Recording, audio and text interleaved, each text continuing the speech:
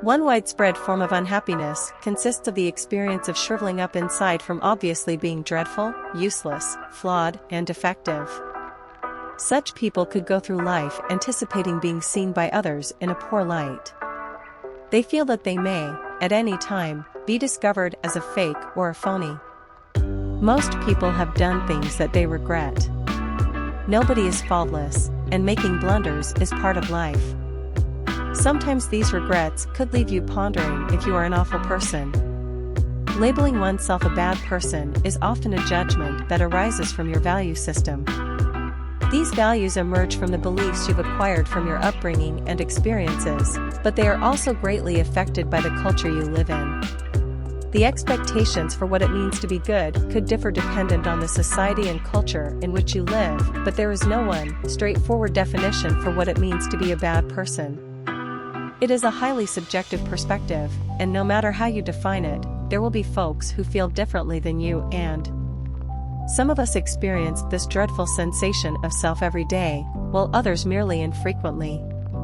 The unpleasant feeling is often a lingering embarrassment paired with one's anxiety that some embarrassing fact about us will become public knowledge or that we'll seem uneducated or incompetent in a public circumstance.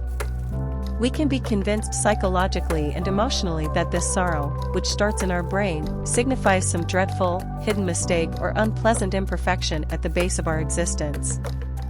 Hence, we might be unable to form friendships and intimate relationships as we don't feel worthy of being acknowledged and loved. Often, we have no clue where the dreadful feelings come from. Our parents might have treated us with love and respect. We may also know, mentally at least, that we're honorable and good. Still, we're suffering at the center of our being and can't figure out why. Some of us could perceive a lack of self-acceptance because we're latching onto old, familiar sentiments of being rejected, abandoned, and unloved, while many of us want to blame our parents for our dysfunction. Our behavioral and emotional troubles as adults could link directly to childhood impressions, imaginations, and experiences that have little to do with how our parents treated us.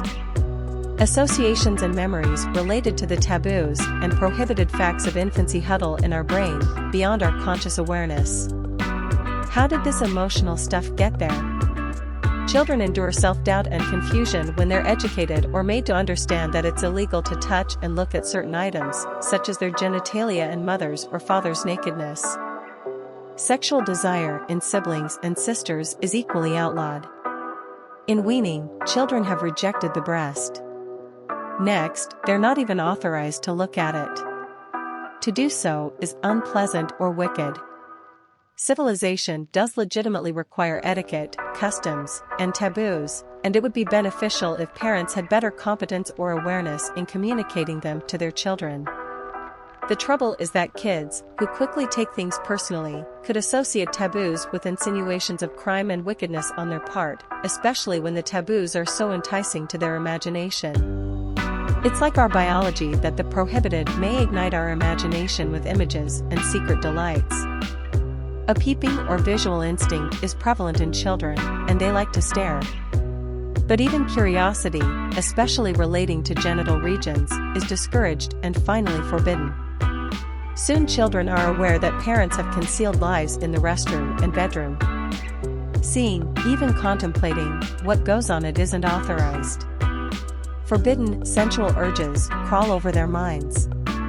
What are parents up to? Why are these sights restricted to them? Using their imagination, kids begin to peep. They stare into the darkness of what is banned, striving to fathom this strange domain, all the while being cognizant of the great forces of moral censure, humiliation, and punishment that parents and caregivers could impose. Repression happens at an early age as the material may be so painful, humiliating, and guilt-laden. At the same time, teenagers find the issue too engaging to abandon altogether. The newborn builds an inner receptacle, a department of secrets in the mind. This private place is aware in early infancy.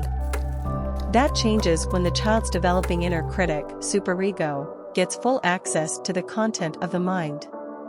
The inner critic, now doing its role as a severe conscience and dispenser of punishment, begins to oppose the child's sensuous longings, needs, and interests. The inner critic develops a caricature of disapproving parents. Through the inner critic, the parent's limits now extend to the child's department of secrets. Children today have to deal with external and internal restraints. In self-protection, they accidentally intensify their repression. They transfer disallowed information out of conscious awareness into unconscious areas of their mind. This repressed substance, however, is not discarded or even inactive. Instead, it generates mischief in the form of anxiety, stress, and misery since it's so rich with nasty, humiliating, and guilt-laden material. It may also simmer quietly, giving a low-grade sense of uneasiness and unhappiness. Related emotionally to inhibited sexuality is the function of elimination. With self-doubt, it's easy to feel worse about ourselves when we realize our body makes what seems to us a nasty byproduct. Modern culture may have a specific problem of shame with this bodily function as the flush toilet shrouds it in isolation and even secret. In summary, we feel undesired and unlovable not because our parents didn't respect us but because we keep on living with the repressed belief that wickedness, basic defect, ugly feature, or immorality resides within us. These suppressed things may explode into our emotional life with explosive power to provoke out-of-control acts, emotions, and great feats of self-defeat. In perpetuating our denial, we also waste a lot of the critical energy required for pleasurable living.